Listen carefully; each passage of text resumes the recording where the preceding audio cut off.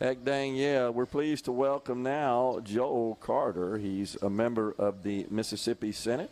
He represents District 49, which includes Harrison County, serves as the chair of the Senate Energy Committee. Senator, thanks for coming on. Good to see you. It's great to be here. Well, this Cruising the Coast event is quite the economic boost for the coastal region, if not the entire state of Mississippi. Yesterday, Executive Director of Cruising the Coast, Woody Bailey, informed us that it produces about $33 million of economic impact for the coastal region, about 36 for the entire state. It's a pretty big deal. It's a big deal. And I was thinking about this the other day. It's just my personal experience with my car. It's almost like you get to go back to high school. So you see all. That's a good way to put it. Yeah, you see like people my dad's generation. They're driving cars that they couldn't afford when they were in high school, but they can afford now. Yeah. So it's a great experience, and it is definitely a big boom for the economy down here. We're not where we were pre-COVID, but we're going to get there. Yeah, good. Well, my understanding is just talking to the locals and certainly talking to Woody Bailey, the folks with coastal tourism. The hotels are full. The restaurants are thriving. All the retailers really enjoy it. All the folks coming down to the coastal area, they usually get out and enjoy the sights and spend their money while they're here. So that's what we like. We love cash flow.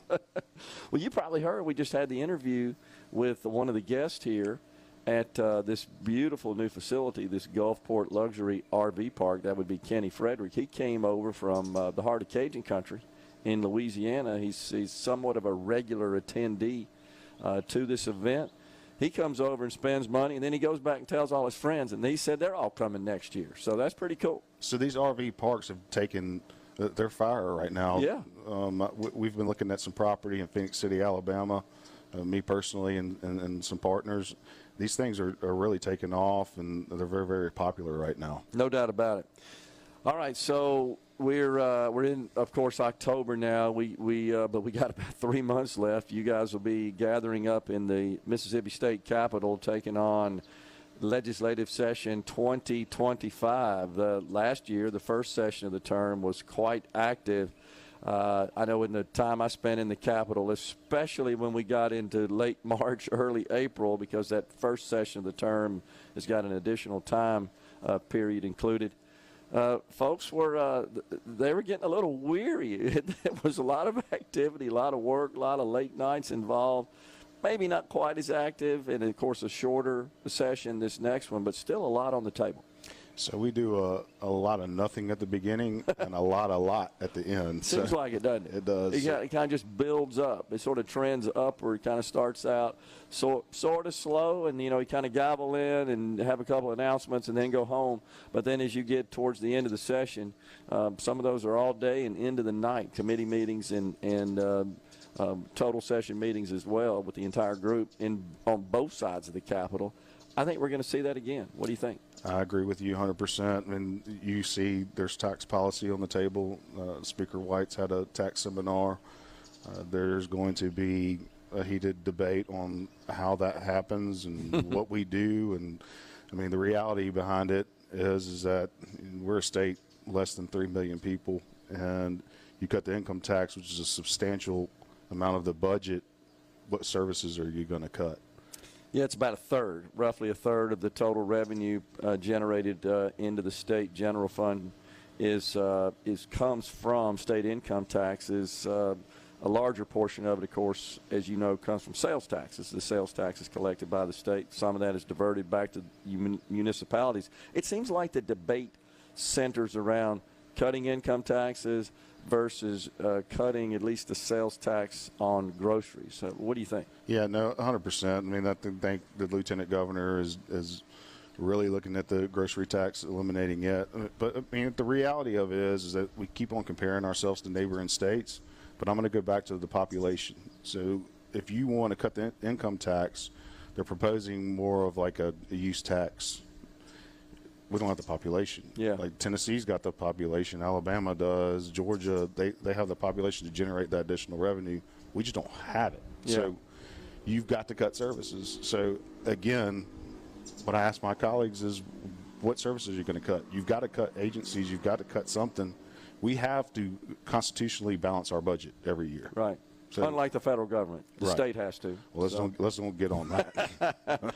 You got to make the numbers work. That's the bottom line. Right. Is you can only spend what you take in. You could go in debt, but you still got to balance the budget. And of course, if you go in debt, that opens up a whole other can of worms. We've been fortunate in that we've produced surpluses. We've taken in more than we've spent, and thus we have not necessitated additional debt. In fact, we continue to pay down on principal and interest. And that's a great point that you bring up right there. I mean, we have debt. So we're paying down that bond debt. That's right. It's not like we have this big old chunk of money that's just free money to spend. Yeah. We have debt we have to pay down. Yeah. So. And, of course, you got Executive Director Brad White of Department of Transportation. You got the 3 transportation commissioners, all of whom are clamoring for more money to take care of the roads and bridges and to build more capacity in the state as well. And they're looking for a reliable source, a stream of income that they can tap for that purpose. They've made some proposals. What you guys have been doing the last 3 years has just been writing a check, essentially, from some of the surplus money we have. Said, here you go, Department of Transportation, here's some more money for you. But that's not sustainable long term. It's not. I mean, but we also did, when we passed the lottery, we gave them a revenue stream there. $80 million a year. Yeah. So, look, we're blessed on the coast to have great roads down here. But when I drive to Starkville, it's a whole different ball game. My daughter goes to Mississippi State. Go Dogs. Between here and there, it's a little different situation. It's a very different situation. It's funny when you're driving through the different counties. Got so many counties in the state versus Alabama or surrounding states, like That's I true. said. And you can see the roads change just going across county lines. So, no, roads and bridges are definitely an issue, especially in our more rural areas. And we definitely need to figure out how we're going to fix that.